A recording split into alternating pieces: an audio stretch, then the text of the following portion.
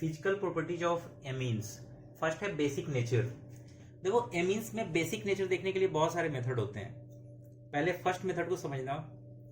तुम्हें याद होगा मैंने पढ़ाया था Bronsted Lowry concept. According to that base वो होते हैं जो H प्लस आयन एक्सेप्ट करते हैं। ठीक है, तो यहां पे देखो सबसे पहले मैंने लिया मिथाइल एमीन, इसका एक्वस सॉल्यूशन बनाया। एक्वस सॉल्यूशन में इसने H प्लस आयन को एब्जॉर्ब किया और देखो ये बना रहा है CH3NH3 प्लस और OH माइनस लिबरेट करा। ठीक है, ये एमीन्स जितना ज्यादा OH माइनस लिबरेट करेगा इसकी बेसिक स्ट्रेंथ उतनी ही ज्यादा होगी। अब देखो अगर मैंने केमिकल कांस्टेंट लिखा है इसका इक्विलिब्रियम कांस्टेंट, तो इक्विलिब्रियम कांस्टेंट क्या होगा? Active mass of product upon active mass of reactant, active mass of product upon active mass of reactant. यहां पे देखो active mass of CH3NH3 plus into active mass of OH minus divided by this. H2O को अगर मैंने transpose किया इस side then this becomes Kb और Kb की वैल्यू अपने पास ये मिली। अब ध्यान देने वाली बात है, Kb बेसिक स्ट्रेंथ को रिप्रेजेंट करता है। Kb की वैल्यू जितनी ज्यादा होगी उतनी ही ज्यादा इसकी बेसिक स्ट्रेंथ होगी। बट Kb किसके ऊपर डिपेंड कर रहा है? Kb डिपेंड कर रहा है OH माइनस के एक्टिव मास पे। तो Kb is directly proportional to OH minus. ठीक है, तो हम क्या बोल सकते हैं कि Kb अगर इंक्रीज हुआ तो बेसिक स्ट्रेंथ इंक्रीज होगी। अब बात करते हैं पीकेबी की। पीकेबी का मीनिंग क्या होता है? Minus of log Kb। ठीक है, तो यहां पे देखो pKb inversely proportional to Kb है, मींस पीकेबी इंक्रीज होगा तो बेसिक स्ट्रेंथ डिक्रीज होगी। पीकेबी अगर इंक्रीज हुआ, यहां पे तुम बोल सकते हो पीकेबी अगर इंक्रीज हो रहा है देन बेसिक स्ट्रेंथ डिक्रीज होगी।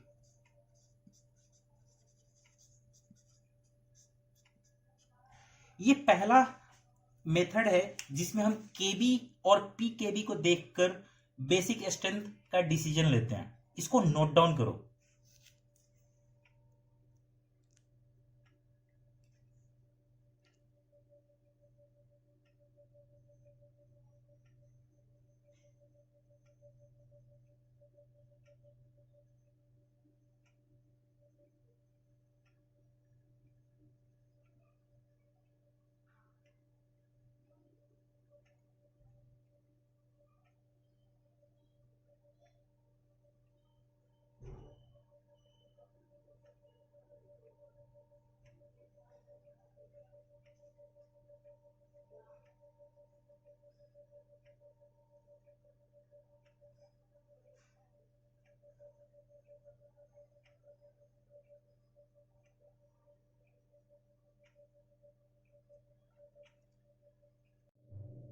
इसके पहले हमने देखा था बेसिक स्ट्रेंथ को डिसाइड करने के लिए Kb और पीकेबी का क्या रोल है। अब ये सेकेंड है जिसमें हमें कंपेयर करना है basic strength between aniline and methyl amine. यहां पे मैंने दो मेथड बताया है, दोनों मेथड तुम्हें सीखना है क्योंकि कुछ मेथड्स रीजनिंग के आंसर्स के लिए सफिशिएंट होता है और कुछ डायरेक्ट एमसीक्यू के लिए सफिशिएंट होता है। अब फर्स्ट मेथड देखो, यहां पे देखो देखना एनिलीन को मैंने बताया बेस वो होता है जो H प्लस आयन एक्सेप्ट करता है according to Bronsted Lowry concept. तो पहले हमने क्या करा, एनिलीन को H2O के साथ रिएक्ट करवाया ताकि हमारे पास एनिलीनियम आयन बने। ये आयन फर्स्ट टाइम सुन रहे हो, इस आयन को तुम्हें दिमाग में रखना है, एनिलीनियम आयन बनता है। इसने एनिलीन ने H प्लस आयन को एक्सेप्ट कर लिया है, मींस ये एनिलीन क्या है? एक बेस है। दूसरी बात है इसकी बेसिक स्ट्रेंथ डिपेंड करेगी इस आयन की स्टेबिलिटी पे। ये आयन जितना ज्यादा, इसका प्रोडक्ट जितना ज्यादा स्टेबल होगा उतनी ही ज्यादा इसकी बेसिक स्ट्रेंथ होगी। ठीक है, अब देखो यहाँ पे नेक्स्ट क्लास में बताऊंगा एनिलीनियम आयन। यहाँ पे अगर इसका रेजोनेटिंग स्ट्रक्चर बनाओगे तो इसके पास सिर्फ 2 रेजोनेटिंग स्ट्रक्चर होते हैं। एनिलीन का रेजोनेटिंग स्ट्रक्चर बनाओगे तो 5 रेजोनेटिंग स्ट्रक्चर आएगा। और मैंने बता रखा है जिसके पास जितने ज्यादा रेजोनेटिंग स्ट्रक्चर होते हैं वो उतना ही स्टेबल होता है। तुम देख सकते हो यहाँ पे रिएक्टेंट के पास 5 रेजोनेटिंग स्ट्रक्चर है, इसके पास 2 रेजोनेटिंग स्ट्रक्चर है, तो मोर स्टेबल ये हुआ। इट मींस एनिलीन जो है ज्यादा बेसिक नेचर का नहीं होगा। अब देखो मिथाइल एमीन को, इसको चेक करना है मुझे कि इसकी बेसिक स्ट्रेंथ क्या है। तो सबसे पहले मुझे H2O से रिएक्ट कराना होगा, क्यों? क्योंकि according to Bronsted Lowry concept ये अगर H प्लस आयन एक्सेप्ट करेगा और अगर उसकी स्टेबिलिटी ज्यादा होगी तो इसकी बेसिक स्ट्रेंथ भी ज्यादा होगी। अब देखो इसने ये आयन बनाया, ठीक है, ये आयन स्टेबल आयन है, इसे कोई प्रॉब्लम नहीं है। ये as compare to this one ज्यादा स्टेबल है। सेकेंड मेथड क्या है उसको थोड़ा समझना। सेकेंड मेथड को मैं कैसे डिसाइड करूंगा? सेकेंड मेथड में हम लोग देखते हैं लेविस कॉन्सेप्ट के अकॉर्डिंग बेस वो होता है जो आसानी से लोन पेयर डोनेट कर सकता है। अब जरा इसको देखो, एनिलीन को, इसमें एनिलीन के साथ जुड़ा हुआ कंपाउंड जो है वो है बेंजीन, और बेंजीन हमेशा माइनस आई इफेक्ट शो करता है। It means benzene lone pair को अपने साइड खींच रहा है, अपने साइड खींच रहा है। ड्यू टू दैट ये आसानी से लोन पेयर डोनेट नहीं कर सकता। अब देखना मिथाइल एमीन को, यहां पे एमीन के साथ जो पार्ट अटैच्ड है वो है मिथाइल। मिथाइल यहां पे प्लस आई इफेक्ट शो कर रहा है, ये यहां पे इलेक्ट्रॉन डेंसिटी को इंक्रीज कर रहा है, ये प्लस आई इफेक्ट के थ्रू इलेक्ट्रॉन प्रोवाइड कर रहा है नाइट्रोजन के पास। नाइट्रोजन की इलेक्ट्रॉन डेंसिटी इंक्रीज होगी, ड्यू टू दैट नाइट्रोजन आसानी से लोन पेयर डोनेट कर सकता है। इट मींस इन दोनों में जो ग्रेटर बेसिक स्ट्रेंथ होगी वो इसकी होगी। क्यों हुई? क्योंकि इसके पास कौन सा इफेक्ट ये शो कर रहा है यहाँ पे मिथाइल, प्लस आई इफेक्ट, और बेंजीन कौन सा इफेक्ट शो कर रहा है, माइनस आई इफेक्ट। तो हमारे पास दो मेथड होते हैं। एमसीक्यू के लिए हम ये चीज देखते हैं, प्लस आई और माइनस आई, और जब रीजनिंग लिखना होता है तो उस टाइम हम प्रोडक्ट की स्टेबिलिटी देखते हैं। इसको नोट डाउन करो।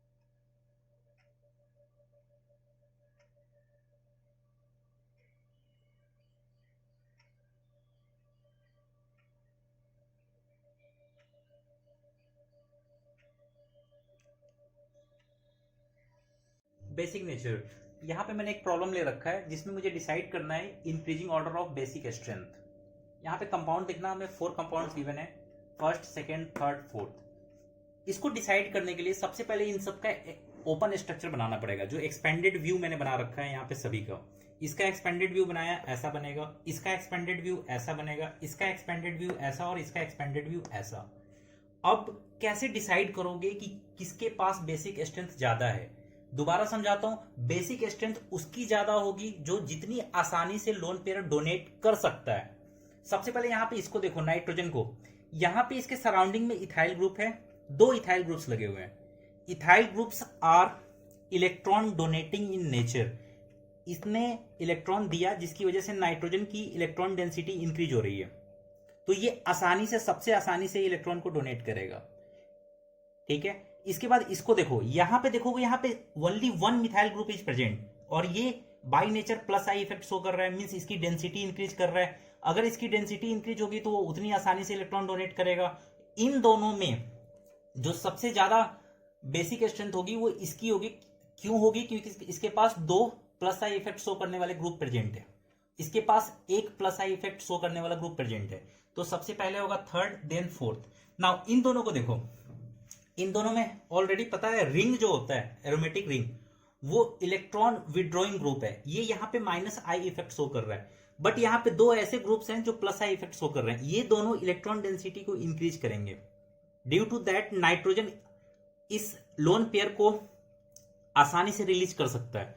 तो ये क्या हुआ, इन दोनों में अगर कंपेयर करो तो इसके पास 2 ऐसे ग्रुप है जो प्लस आई इफेक्ट शो कर रहा है, इसके पास प्लस आई इफेक्ट शो करने वाला एक भी ग्रुप नहीं है। तो इन दोनों में बेसिक स्ट्रेंथ सेकेंड की ज्यादा होगी, फर्स्ट की कम होगी। तो यहां पे ऑर्डर बन के आएगा थर्ड, फोर्थ, सेकेंड और फर्स्ट। हमेशा बेसिक स्ट्रेंथ देखने के लिए हमें यह देखना होता है कि लोन पेयर को कौन सा एलिमेंट कितनी आसानी से रिलीज करेगा, और इसके लिए तुम्हें प्लस आई इफेक्ट चेक करना पड़ेगा। इसको नोट डाउन करो।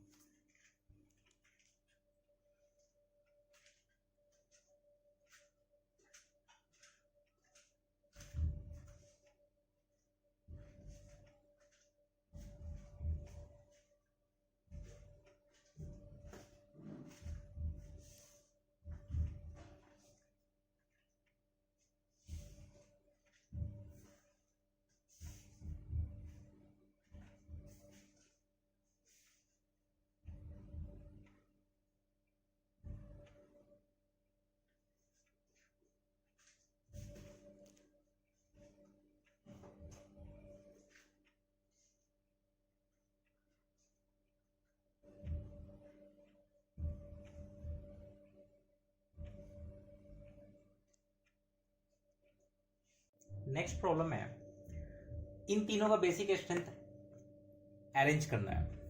कैसे करेंगे देखो, पहला दिया है aniline, para nitro aniline, para toluidine. सबसे पहले एक्सपेंडेड व्यू बनाओ इसका। एनिलीन का एक्सपेंडेड व्यू ऐसा होगा, पैरा नाइट्रो एनिलीन का एक्सपेंडेड स्ट्रक्चर ये है, इसका एक्सपेंडेड स्ट्रक्चर ये है। हमें बेसिक स्ट्रेंथ ढूंढनी है। इसका मीनिंग ये है जो नाइट्रोजन आसानी से लोन पेयर डोनेट करेगा उसकी बेसिक स्ट्रेंथ सबसे ज्यादा होगी। अब यहां पे सबको देखना, सब में रिंग जुड़ा हुआ है, यहां भी रिंग है, यहां भी रिंग है और यहां भी रिंग है। पता है रिंग जो होते हैं इलेक्ट्रॉन विड्रॉइंग होते हैं, ये माइनस इफेक्ट शो करेंगे, माइनस आई। ये तीनों के तीनों माइनस आई इफेक्ट शो कर रहे हैं, तो इसको भूल जाओ क्योंकि ये सब में कॉमन है। अब बात करते हैं दूसरे फंक्शनल ग्रुप की। यहां पे देखो, यहां नाइट्रो ग्रुप लगा है। Nitro group by nature electron withdrawing होता है, ये माइनस आई इफेक्ट शो कर रहा है। इट मींस ये नाइट्रोजन के लोन पेयर को अपने साइड खींच रहा है, तो नाइट्रोजन आसानी से लोन पेयर डोनेट नहीं कर पाएगा। बट इसके केस में देखो, यहां पे अल्काइल ग्रुप्स प्रेजेंट है, alkyl groups plus I effect show करते हैं, ये इलेक्ट्रॉन प्रोवाइड कर रहे हैं, नाइट्रोजन को इलेक्ट्रॉन प्रोवाइड कर रहे हैं, तो यहां पे इलेक्ट्रॉन डेंसिटी इंक्रीज होगी और नाइट्रोजन आसानी से लोन पेयर डोनेट करेगा। और ये आसानी से लोन पेयर अगर डोनेट करेगा तो इसकी बेसिक स्ट्रेंथ सबसे ज्यादा होगी। यहां पे देखो बेसिक स्ट्रेंथ सबसे ज्यादा थर्ड की, देन फर्स्ट की, और सबसे लिस्ट जो होगी वो इसकी हो जाएगी सेकंड की। Maximum third, list second, note down करो।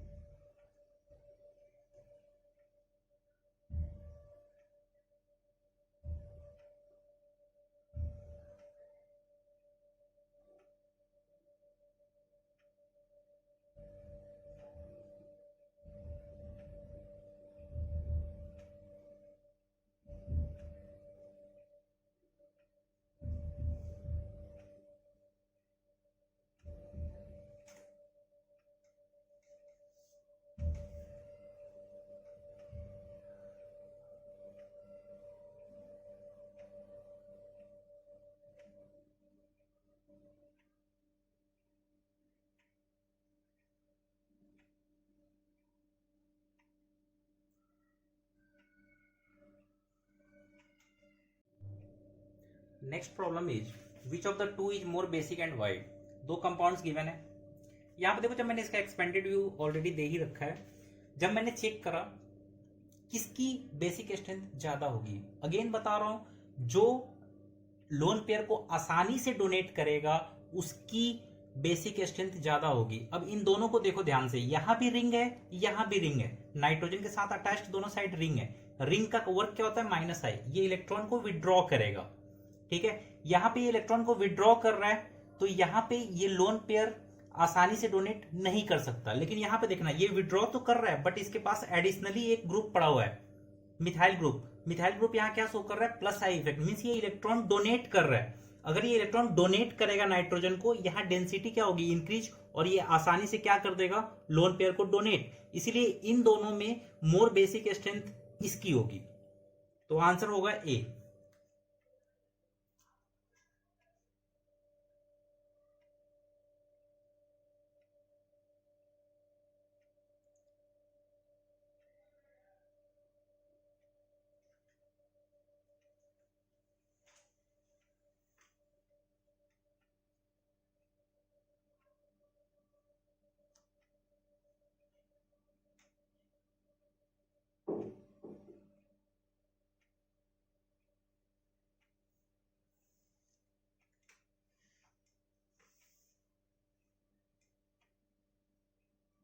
नेक्स्ट प्रॉब्लम, इन दोनों में बेसिक स्ट्रेंथ चेक करना है।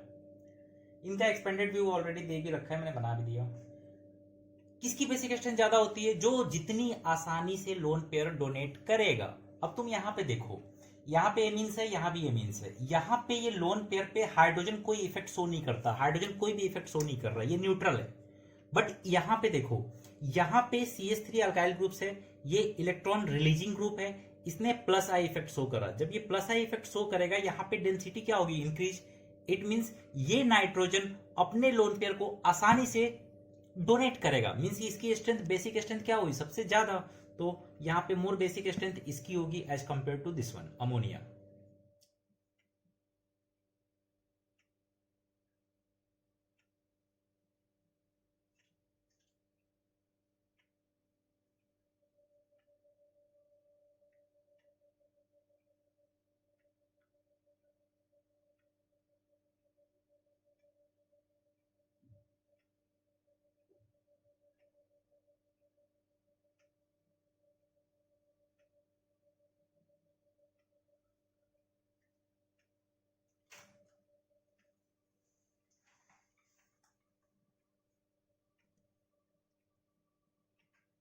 Now basic strength of amines, इस वाले में क्या करना है तुम्हें, 1 डिग्री 2 डिग्री और 3 डिग्री में बेसिसिटी चेक करनी है। अगर तुम्हें एमीन्स 1 डिग्री 2 डिग्री 3 डिग्री में चेक करना है बेसिसिटी को, तो इसके लिए गवर्निंग फैक्टर्स 3 होते हैं। पहला होता है इंडक्टिव इफेक्ट, दूसरा होता है सॉल्वेशन इफेक्ट और थर्ड होता है एस्टेरिक हिंड्रेंस। यहाँ एग्जाम में 2 टाइप से प्रॉब्लम पूछे जाते हैं। पहला होता है गैसियस फेज में तुम्हें बेसिक स्ट्रेंथ बताना होगा, तो गैसियस फेज में इन तीनों में से ओनली इंडक्टिव इफेक्ट डोमिनेटिंग होता है, इन 2 इफेक्ट को कभी नहीं देखते। तो यहां पे देखो dominating factor is I effect. अब मैंने यहां पे ले रखा है 1 degree amine, 2 degree amine, 3 degree amine. मैंने बता रखा है जो जितनी आसानी से अपने लोन पेयर को डोनेट करेगा उसकी बेसिक स्ट्रेंथ उतनी ही ज्यादा होगी। तुम यहां देख सकते हो 3 डिग्री में 3 यहां पे क्या लगे हुए हैं अल्काइल ग्रुप्स, वो सबके सब क्या शो कर रहे हैं, प्लस आई इफेक्ट। तो यहां पे ये आसानी से अपने लोन पेयर को क्या करेगा, डोनेट। तो 3 डिग्री की मैक्सिमम बेसिक स्ट्रेंथ होगी। देन यहां पे 2 साइड से अल्काइल ग्रुप अटैच्ड है, ये भी क्या शो कर रहा है, plus I effect. Electron density यहां इंक्रीज होगी, लोन पेयर आसानी से डोनेट करेगा। तो नेक्स्ट नंबर है 2 डिग्री एमीन का, और लास्ट में आते हैं 1 डिग्री एमीन पे। यहां पे ओनली 1 अल्काइल ग्रुप प्रेजेंट है, ये उतनी यहां पे इलेक्ट्रॉन डेंसिटी क्रिएट नहीं कर पाएगा, तो सबसे कम होगा 1 डिग्री एमीन का। इसको नोट डाउन करो।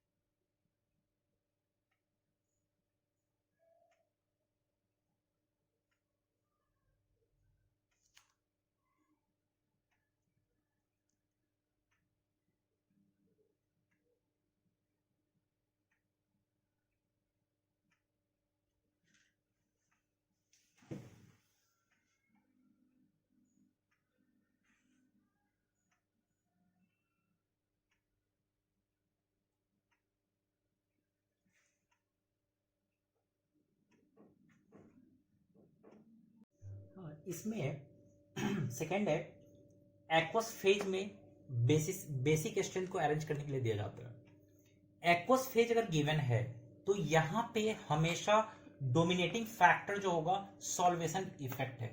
अब सवाल ये उठता है सॉल्वेशन इफेक्ट क्या है, इसको ध्यान से यहां समझना। अभी मैंने बताया कि बेस वो होता है जो इलेक्ट्रॉन को एक्सेप्ट करता है, मींस प्रोटॉन को एक्सेप्ट करता है। यहां पे तुम देखो मैंने एमीन्स को H प्लस आयन दिया, इसने एक्सेप्ट कर लिया। अब अगर ये जो कटायन फॉर्म हुआ ये जितना ज्यादा स्टेबल होगा उतनी ज्यादा इसकी बेसिक स्ट्रेंथ होगी। अब इस कटायन को देखो यहां पे ये है अपने पास में 1 डिग्री 2 डिग्री 3 डिग्री। जब इस कटायन को वाटर में डिजोल्व करते हैं तो वाटर हाइड्रोजन के साथ रिएक्ट करता है, और वाटर जब हाइड्रोजन के साथ रिएक्ट करेगा तो वो एनर्जी लिबरेट करता है। ठीक है, यहां पे देखो यहां पे 3 हाइड्रोजन प्रेजेंट है, 1 2 3। 1 डिग्री में 3 हाइड्रोजन प्रेजेंट है और तीनों जगह H2O ने रिएक्ट करा, तो यहां से एनर्जी रिलीज हुई, यहां से एनर्जी रिलीज हुई और यहां से एनर्जी रिलीज हुई। मींस इसके पास 3 साइड्स हैं जहां से वो एनर्जी रिलीज करेगा। अगर ये इतनी ज्यादा एनर्जी रिलीज करेगा तो एनर्जी इसकी क्या होगी, डिक्रीज। और हमें एक चीज पता है कि जब पोटेंशियल एनर्जी डिक्रीज होती है तो स्टेबिलिटी क्या होती है, इंक्रीज। तो हमें सॉल्वेशन इफेक्ट में ये देखना होता है कि कंपाउंड्स के पास कितने हाइड्रोजन हैं और वो वाटर के साथ कैसे रिएक्ट कर रहा है। 2 डिग्री में देखो इसके पास 2 हाइड्रोजन है, तो वाटर ने 2 साइड से रिएक्ट करा है, मतलब 2 साइड से एनर्जी रिलीज होगी। यहां पे 3 साइड से हो रही है, यहाँ पे 2 साइड से हो रही है, तो सबसे कम एनर्जी किसकी हो रही है, इसकी, मीन्स इसकी स्टेबिलिटी ज्यादा है, तो सबसे ज्यादा स्ट्रेंथ होती है 1 डिग्री की, देन 2 डिग्री की, और 3 डिग्री में देखो 3 डिग्री में जो कटायन बनेगा उसके पास ओनली 1 हाइड्रोजन है। मैं इस कटायन की बात कर रहा हूं, ओनली 1 हाइड्रोजन है, तो यहां पे एक ही ऐसा साइट है जहां से एनर्जी रिलीज होगी, तो सबसे लिस्ट जो होगा वो इसका होगा बेसिक स्ट्रेंथ। याद रहे, अगर पेपर में एक्वस फेज दिया है उस टाइम हम सॉल्वेशन इफेक्ट चेक करते हैं और उसके अकॉर्डिंग 1 डिग्री के पास बेसिक स्ट्रेंथ मैक्सिमम होगी, 3 डिग्री की लिस्ट होगी। इसको नोट डाउन करो।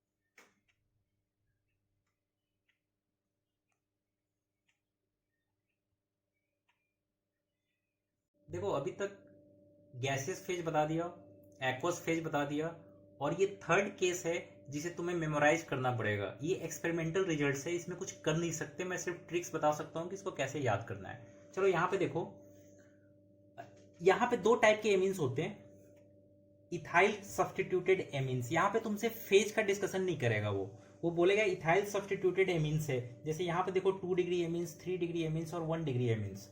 इसका जब एक्सपेरिमेंटल कैलकुलेशन करते हैं बेसिक स्ट्रेंथ के लिए, तो हमने देखा है 2 डिग्री की मैक्सिमम होती है, then 3 degree, then 1 degree. Reason क्या है, रीजन अभी तुम्हें समझ नहीं आएगा, रीजन को मैं नेक्स्ट क्लास में डिस्कस करूंगा कि क्या रीजन होता है इसके पीछे, बट ये एक्सपेरिमेंटल रिजल्ट है जो तुम्हें याद रखना है। तो यहां पे तुम देख सकते हो नाइट्रोजन के साथ अटैच्ड होने वाला पार्ट इथाइल है, सब में इथाइल है। तो जब भी इथाइल सब्स्टिट्यूटेड एमीन्स देगा और वो 1 डिग्री, 2 डिग्री, 3 डिग्री होगा, तो आंसर हमेशा बनेगा 2 degree, then 3 degree, then 1 degree. Second part होता है इसका मिथाइल सब्स्टिट्यूटेड एमीन्स। ये भी एक्सपेरिमेंटल रिजल्ट है जिसे तुम्हें याद रखना है।